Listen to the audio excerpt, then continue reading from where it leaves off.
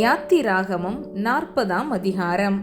கர்த்தர் மோசேயை நோக்கி, நீ 1ஆம் மாதம் 1 தேதியில் ஆசரிப்பு கூடாரத்தின் வாசஸ்தலத்தை ஸ்தாபனம் பண்ணு. அதிலே சாட்சி பெட்டியை வைத்து, பெட்டியை திரையினால் மறைத்து, மேஜையை கொண்டு வந்து அதில் வைக்க வேண்டியதை கிரமமாய் வைத்து, குத்து விளக்கை கொண்டு வந்து அதன் விளக்குகளை ஏற்றி, பொன் தூப பீடத்தை சாட்சி பெட்டிக்கு முன்னே வைத்து, வாசஸ்தலத்து வாசலின் தொங்கு திரையை தூக்கி வைக்க கடவாய்.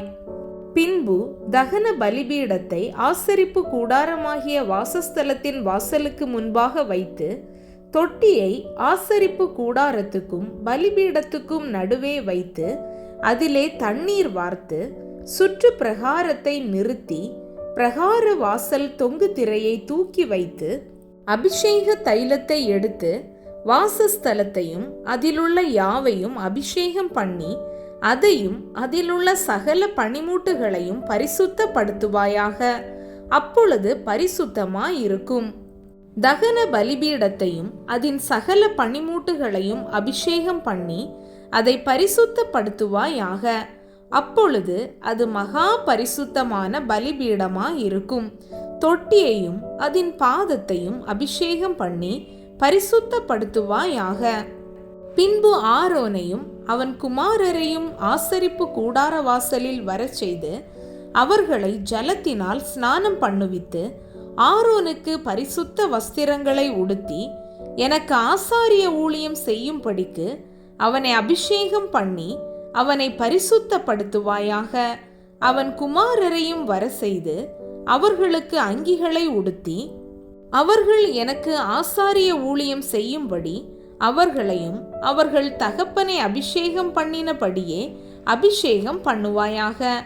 அவர்கள் பெறும் அந்த அபிஷேகம் தலைமுறை தோறும் நித்திய ஆசாரியத்துவத்துக்கு ஏதுவாயிருக்கும் என்றார்.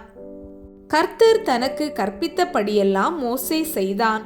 2ஆம் வருஷம் 1ஆம் மாதம் 1 தேதியில் வாசஸ்தலம் ஸ்தாபனம் பண்ணப்பட்டது. மோசே கூடாரத்தை எடுப்பித்தான். அவன் அதன் பாதங்களை வைத்து, அதன் பலகைகளை நிறுத்தி, அதன் தாழ்பாள்களை பாய்ச்சி, அதன் தூண்களை நாட்டி, வாசஸ்தலத்தின் மேல் கூடாரத்தை விரித்து, அதன் மேல் கூடாரத்தின் மூடியை கர்த்தர் தனக்கு கற்பித்தபடியே போட்டான். பின்பு கர்த்தர் மோசேக்கு கற்பித்தபடியே சாட்சி பிரமாணத்தை எடுத்து அதை பெட்டியிலே வைத்து, பெட்டியில் தண்டுகளை பாய்ச்சி, பெட்டியின் மேல் கிருபாசன மூடியை வைத்து, பெட்டியை வாசஸ்தலத்துக்குள்ளே கொண்டு போய் மறைவின் திரைச்சீலையை தொங்க வைத்து சாட்சி பெட்டியை மறைத்து வைத்தான். பின்பு கர்த்தர் மோசேக்கு கற்பித்தபடியே மேஜையை ஆசரிப்பு கூடாரத்தில் வாசஸ்தலத்தின் வடபுறமாய் திரைக்கு புறம்பாக வைத்து, அதன் மேல் கர்த்தருடைய சமூகத்தில் அப்பத்தை வரிசையாக அடுக்கி வைத்தான். பின்பு கர்த்தர் மோசேக்கு கற்பித்தபடியே குத்து விளக்கை ஆசரிப்பு கூடாரத்தில் மேஜைக்கு எதிராக வாசஸ்தலத்தின் தென்புறத்திலே வைத்து கர்த்தருடைய சந்நிதியில் விளக்குகளை ஏற்றினான். பின்பு கர்த்தர் மோசேக்கு கற்பித்தபடியே ஆசரிப்பு கூடாரத்தில் திரைக்கு முன்பாக பொற்பீடத்தை வைத்து அதின் மேல் சுகந்த வர்க்கத்தினால் தூபம் காட்டினான். பின்பு கர்த்தர் மோசேக்கு கற்பித்தபடியே வாசஸ்தலத்தின் தொங்கு திரையை தூக்கி வைத்து, தகன பலிபீடத்தை ஆசரிப்பு கூடாரமான வாசஸ்தலத்தின் வாசலுக்கு முன்பாக வைத்து, அதின் மேல் சர்வாங்க தகன பலியையும் போஜன பலியையும் செலுத்தினான். அவன் ஆசரிப்பு கூடாரத்துக்கும் பலிபீடத்துக்கும் நடுவே தொட்டியை வைத்து கழுவுகிறதற்கு அதிலே தண்ணீர் வார்த்தான்.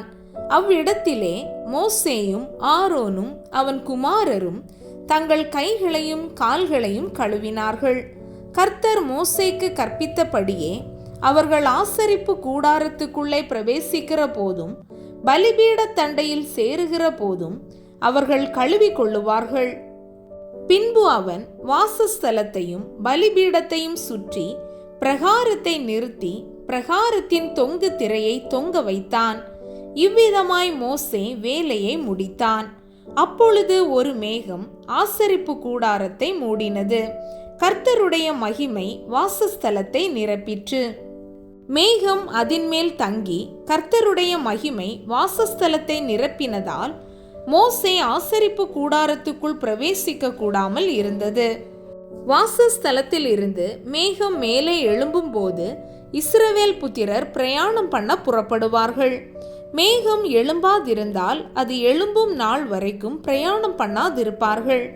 இஸ்ரவேல் வம்சத்தார் பண்ணும் எல்லா பிரயாணங்களிலும் அவர்கள் எல்லாருடைய கண்களுக்கும் பிரத்யட்சமாக பகலில் கர்த்தருடைய மேகமும் இரவில் அக்கினியும் வாசஸ்தலத்தின் மேல் தங்கியிருந்தது.